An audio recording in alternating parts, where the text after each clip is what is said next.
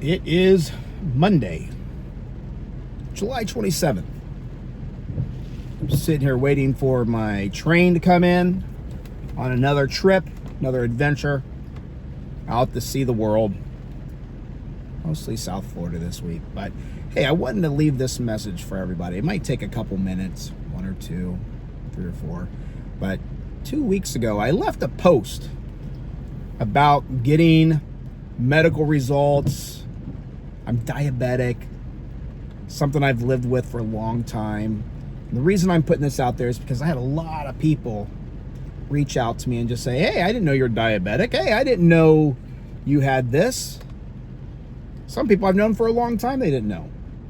It's because it's just a way of life, right? You don't broadcast it everywhere. But I want to share a story about how and when I was diagnosed. It was like 1990, 1991, somewhere in there. I was working two jobs. I was working as a real estate tycoon during the day. Made a couple bucks, minimum wage. And then at nighttime, morning, 2 a.m. in the morning, I'd go to work at a retail place. I worked at Target. Way back, Target wasn't brand new, but they were starting to come to Florida. I was working at 2 a.m. in the morning. I was unloading the tractor trailers. I was throwing boxes. I was putting stuff up on the shelves, taking stuff out of the shelves, putting onto the sales floor.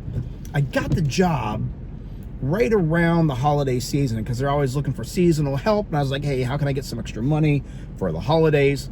So I did it. And during that time, I think I started maybe a week or two before Thanksgiving. And, you get yourself into the routine. And I'll tell you, it was hot. Even in Florida in November, it's still hot, especially when you're in the back of a truck throwing boxes all day long. If any of you have done that before, you know what it's like. Back then, we didn't have the fancy fans and the coolers that cooled you off. It was just sweat your butt off. But anyways, when I was working there, working two jobs, right? So I was working both these jobs, and what I noticed was, like, right around that same time, I started drinking a lot of water.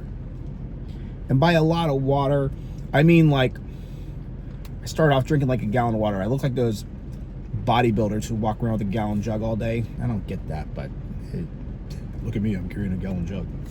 But I get it. It's part of their routine, their lifestyle.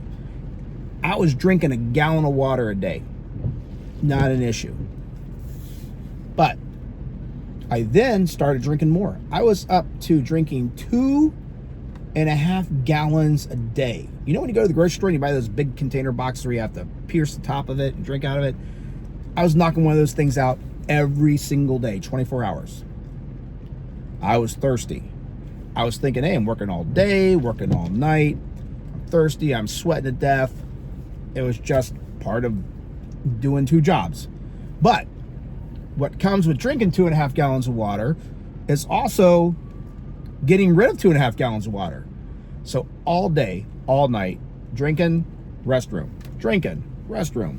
It was a constant thing that didn't stop. Again, I didn't think nothing of it. It was just because I was working two jobs and I was hot. But the other thing was, I was also sleeping a lot too. If I had a 15-minute break, I'd go to the break room, put my head down, take a quick little siesta, wake back up, go back to work. Lunchtime, I remember breakfast time, because my lunchtime was breakfast. Man, Target used to have a really good breakfast too back in the day. Now I think they just sell like pizzas and sell Starbucks. But eat breakfast, take another nap. Get off work, go home, sleep for a little bit, go to work. Still $1 million homes throughout Tampa Bay.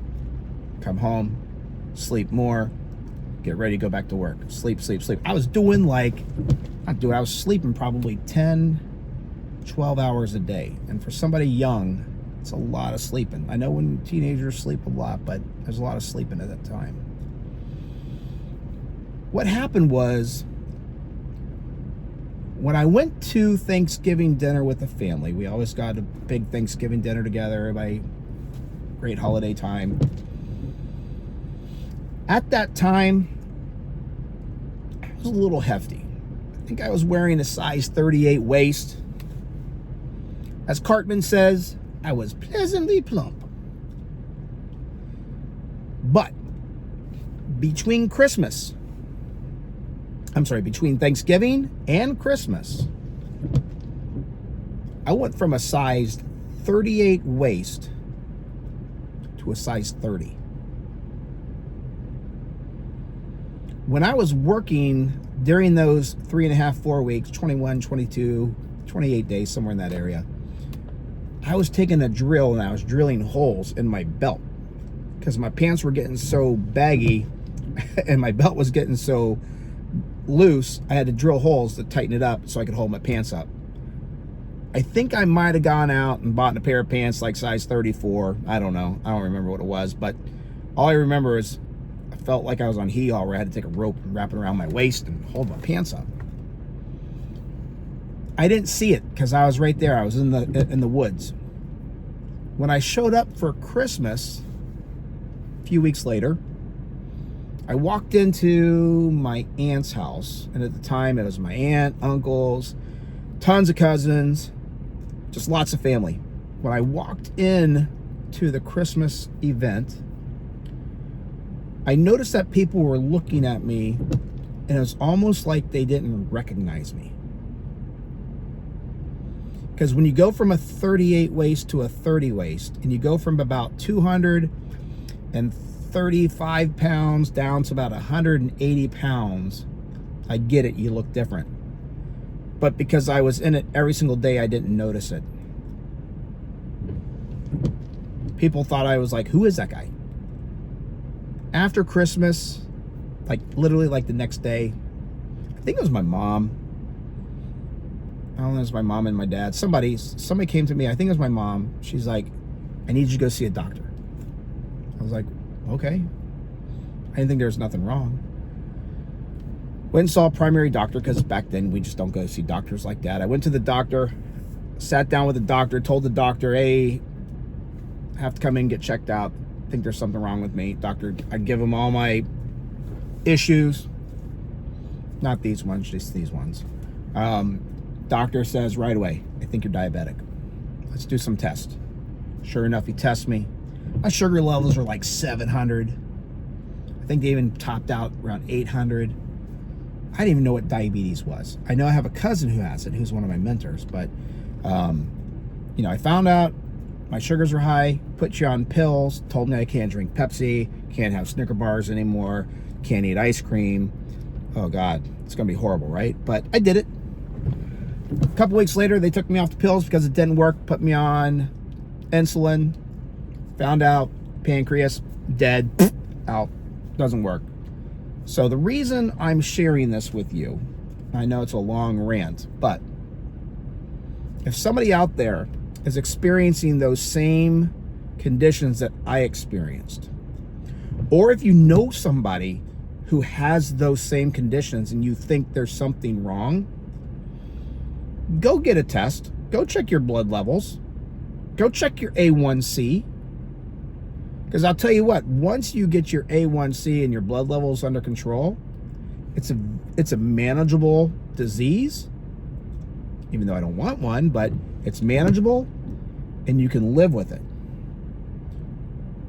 So go out there, and if you want, reach out to me, shoot me a message, ask me a question. I am not a doctor, nor am I giving you medical advice, but I did stay at a Holiday Inn Express, not last night, a couple days ago. I'll be glad to share my story with you, how I got through it, what I did, what I'm doing now, and how you can survive with what I have. That's all I got to say about that. Quotes, Forrest Gump. Have a good day.